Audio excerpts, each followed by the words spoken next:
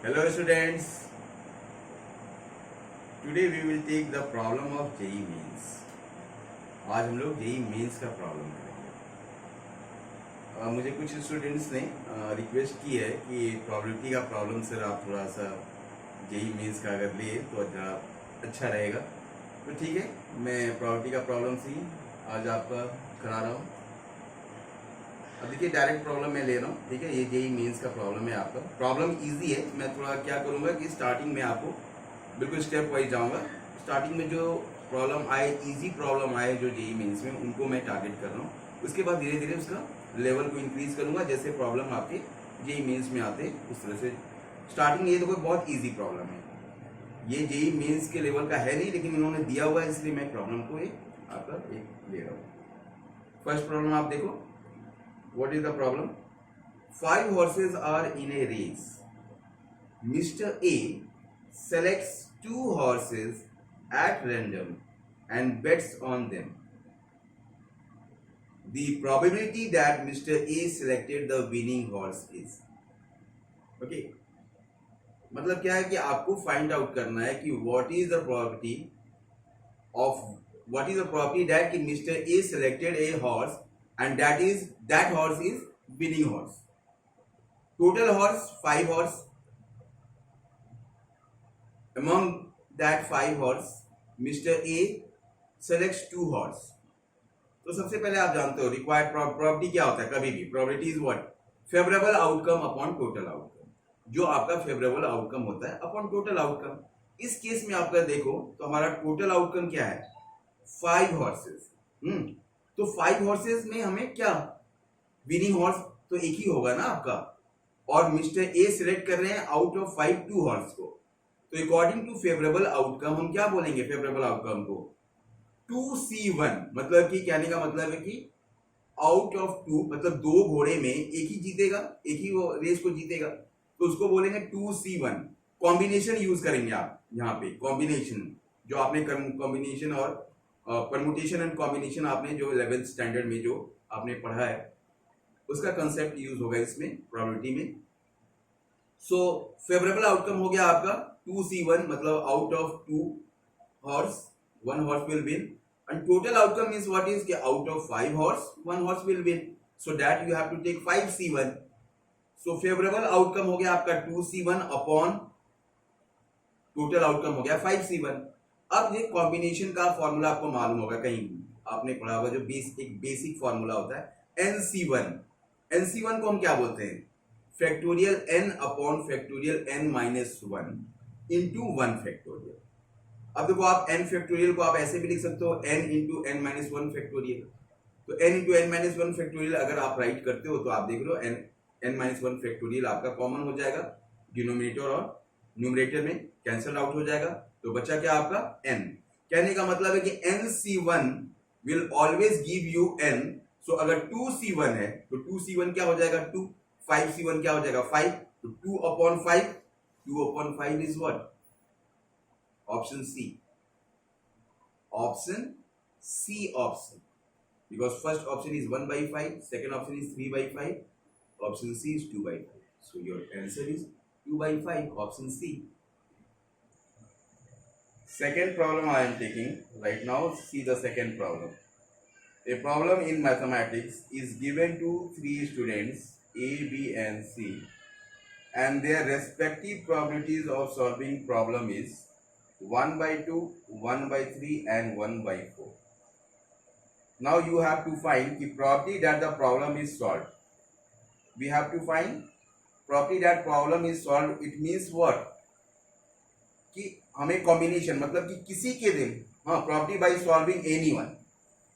अगर कहीं भी ऐसा आपको दिया कि property that problem is solved, मतलब कि you have to find out the probability कि this problem is solved by anyone, ऐसे करके।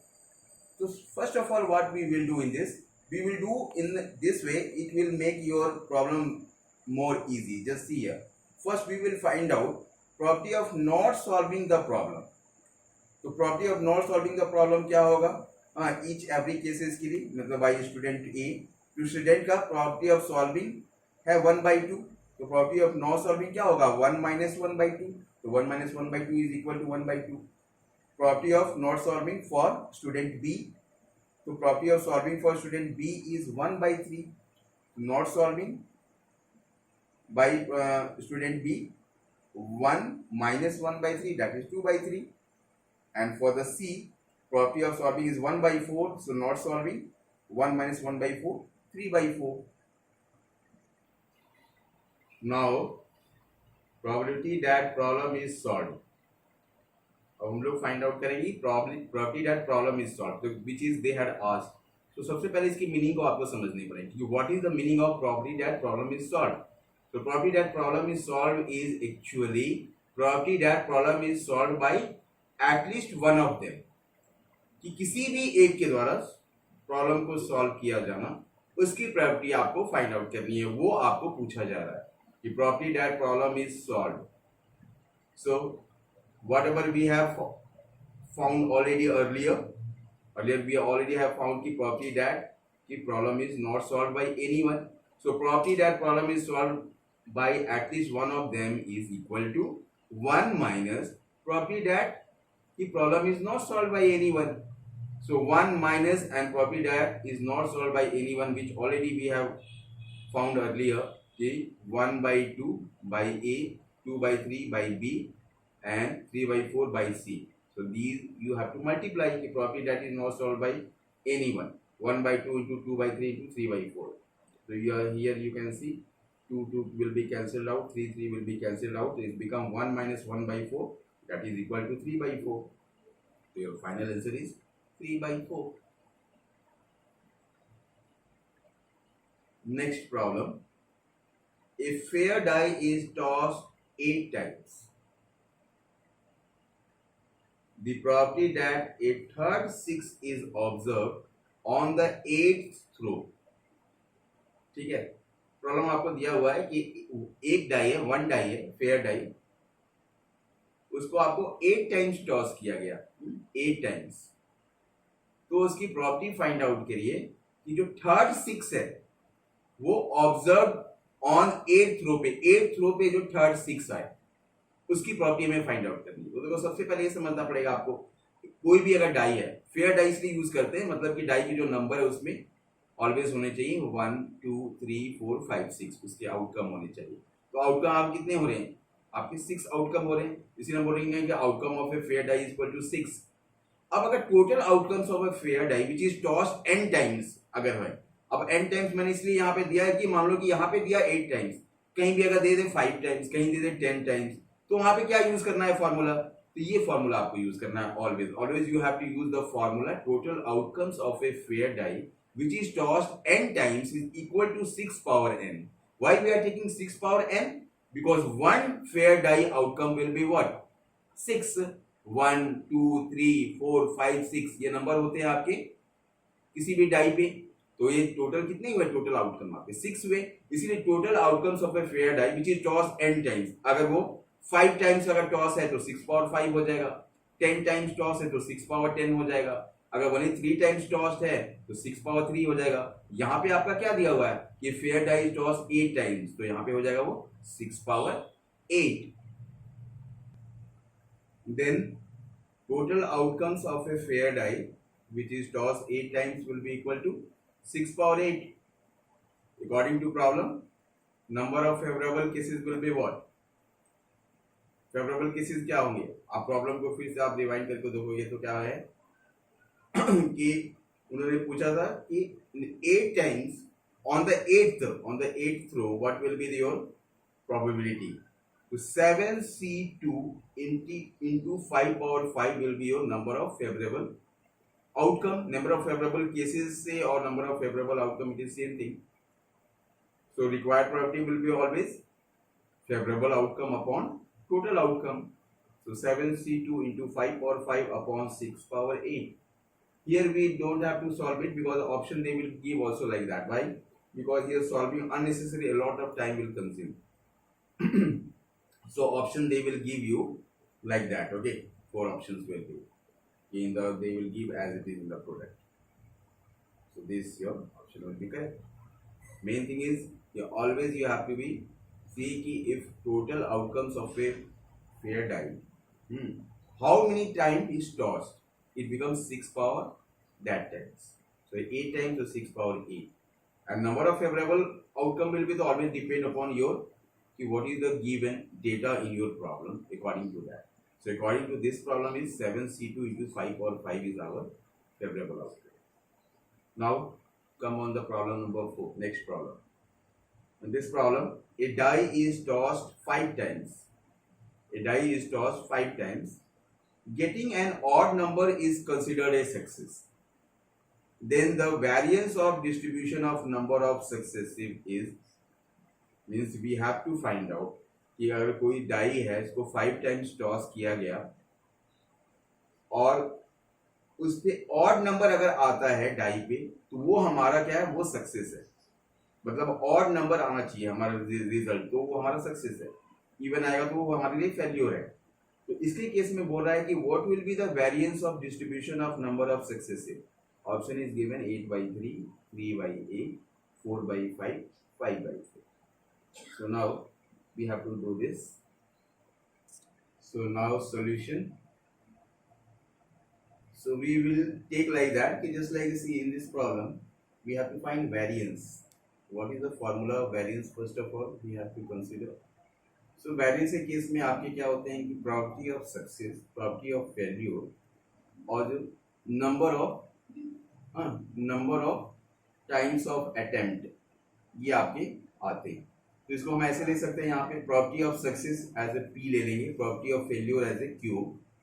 तो probability of success यहाँ पे क्या है, यहाँ पे हमें आउटकम हमारा होना चाहिए आपका ऑड नंबर. तो probability of odd number आप जानते हो डाई के केस में ऑड नंबर क्या हो सकते हैं आपके 1, 3, 5. तो 1, 3, 5 कितने नंबर हुए, 3 नंबर हुए. और टोटल जो आपका आउटकम होता है डाई के केस में 6 होते हैं, 6 होते हैं. तो 3/6 क्या हो गया आपके probability of odd number 1/2 हो गया, जो हमारा probability of success है.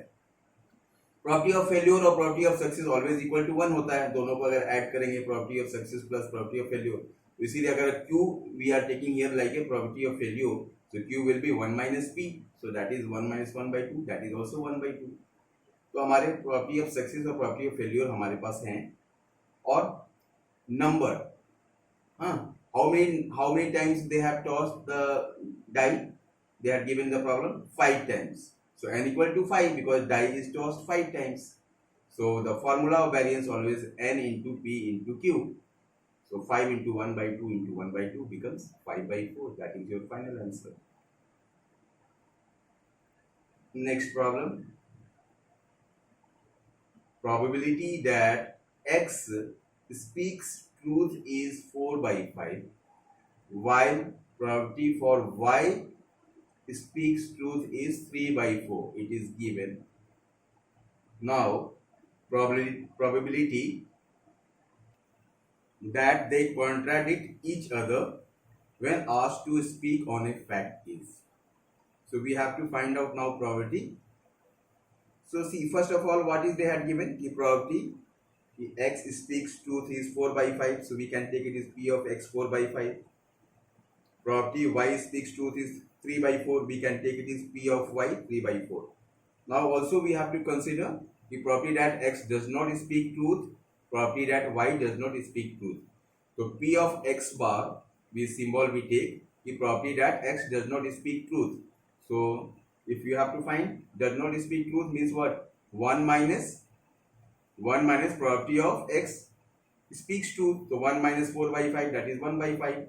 Similarly for P of Y bar, the probability that Y does not speak truth is 1 minus 3/4, that is 1/4. Now your required probability.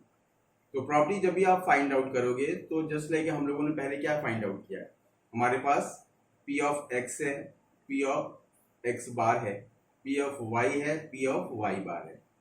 तो जब रिक्वायर्ड प्रॉपर्टी फाइंड आउट करना है, मतलब कि contradiction we have to find property of contradict कि it is the fact कि वो जो बोल रहे हैं वो ट्रूथ है. उस चीज को अगर रिक्वायर्ड प्रॉपर्टी फाइंड आउट करनी है तो always you have to do like that कि property of X intersection Y bar plus property of X bar intersection Y. इसका मतलब क्या हुआ कि probability of X speaks truth intersection y doesn't speak truth plus probability of x doesn't speak truth intersection y speak truth. ये जब करोगे तब आपका फाइंड आउट होगा कि probability of contradiction of the fact that कि whatever they are talking that is your truth. So p of x intersection y bar, it is a formula, just very simple formula. In intersection we take p of x into p of y bar plus p of x bar intersection y is what is p of x bar into p of y.